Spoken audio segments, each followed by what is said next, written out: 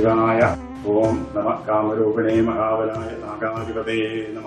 നമ്മുടെ ക്ഷേത്രത്തില് വൈദ്യനാഥ ഭാവത്തിൽ ഭഗവാൻ കുടികൊള്ളുന്ന ആനന്ദേശ്വരം ശിവക്ഷേത്രത്തില് ജൂലൈ 15-ാം തീയതി മഹാസർപ്പബലി എന്ന ഒരു മഹാകർമ്മം നടക്കുകയാണ്.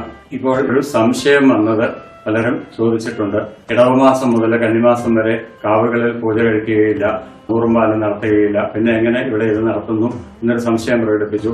ഇത് കാവല്ല, ഇവിടെ സർപ്പപ്രതിഷ്ഠയുമില്ല.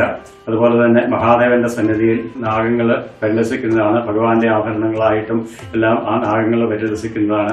മഹാദേവനും അതുപോലെ തന്നെ പരിവാരങ്ങളായിട്ടുള്ള സർപ്പങ്ങൾക്കും ബലി കൊടുത്ത് നൂറും പാലും സമർപ്പിക്കുന്ന ഒരു ചടങ്ങാണ്. ഇതിന് പ്രത്യേകിച്ച് കാലപരിഗണനകൾ ഒന്നും തന്നെയില്ല. സർപ്പക്കാവുകളിൽ പ്രവേശിച്ചുകൂടാ എന്ന് പറയുന്നത് സർപ്പങ്ങളുടെ പ്രജനന കാലമാണ് ആ ഒരു 6 മാസം എന്ന് പറയുന്നത്. അതുകൊണ്ട് മാത്രമാണ് സർപ്പബലി നടത്തുന്നത്. നമ്മുടെ സർപ്പ ദുരിതങ്ങൾ മാറുന്നതിനാണ്. ഈ സർപ്പ ദുരിതങ്ങൾ എന്ന് പറയുന്നത് ഈ ജന്മത്തിലോ മുൻജന്മത്തിലോ നമ്മളോ നമ്മുടെ പൂർവികരോ അറിഞ്ഞോ അറിയാതെയോ ചെയ്യുന്ന ഏതു തരത്തിലുള്ള ദോഷങ്ങൾക്കും 7 തലമുറ മുൻപോട്ടും 7 തലമുറ താഴോട്ടും അതിന്റെ ദോഷവും ഗുണവും നിൽക്കും. ഈ സർപ്പദോഷം വന്നു കഴിഞ്ഞു കഴിഞ്ഞാൽ നമുക്ക് പലതരത്തിലുള്ള രോഗങ്ങള്, അതുപോലെ തന്നെ തൊലിപ്പുറത്തുള്ള അസുഖങ്ങള്, അതുപോലെ തന്നെ കുടുംബകലഹം, ഇങ്ങനെ നിരവധി പ്രശ്നങ്ങളാണ് വരുന്നത്. പിതൃക്കളുടെ ആ ഒരു പ്രാധാന്യം പോലെ തന്നെ ഭൂമിയുടെ അധിപതികളായിട്ടുള്ള നാഗങ്ങളുടെ ഒരു പ്രാധാന്യവും ഇതിൽ വളരെ വിശേഷമാണ്. അവർക്ക് നമ്മളോ നമ്മുടെ പൂർവികരോ ചെയ്തിട്ടുള്ള ദോഷങ്ങൾക്കെല്ലാം പരിഹാരമാണ് ഈ സർപ്പബലി.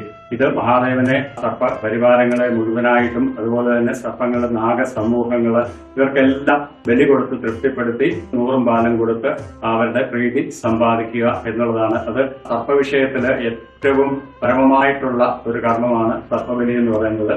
ഇവിടെ ഇത് നമ്മൾ നാഗപഞ്ചമിയിലാണ് നടത്തുന്നത്. നമ്മളിപ്പം ആഷാഢമാസത്തിലും അതുപോലെ തന്നെ ശ്രാവണ മാസത്തിലും 2 പഞ്ചമികളില് ഇത് മഹാദേവന്റെ സന്നിധി ആയതുകൊണ്ട് കൃഷ്ണപക്ഷത്തിലെ നാഗപഞ്ചമിയായിട്ട് സർപ്പങ്ങൾക്ക് വിശേഷമായിട്ട് ആചരിക്കുന്നുണ്ട്. ഭാരതത്തിലൊട്ടൊക്കെ ഈ 2 നാഗപഞ്ചമികളും വളരെ വിപുലമായിട്ട് തന്നെ നാഗങ്ങൾക്ക് അഭിഷേകം, അങ്ങനെ പല പല കർമ്മങ്ങളോടുകൂടി അനുഷ്ഠിക്കുന്ന ഒരു ദിവസമാണ്. മഹായജ്ഞത്തില് എല്ലാവരും പങ്കെടുത്ത് മഹാദേവന്റെയും അതുപോലെ തന്നെ നാഗങ്ങളുടെയും അനുഗ്രഹത്തിന് പാത്രീഭൂതരാകണമെന്ന് എല്ലാവരോടും അഭ്യർത്ഥിക്കുന്നു.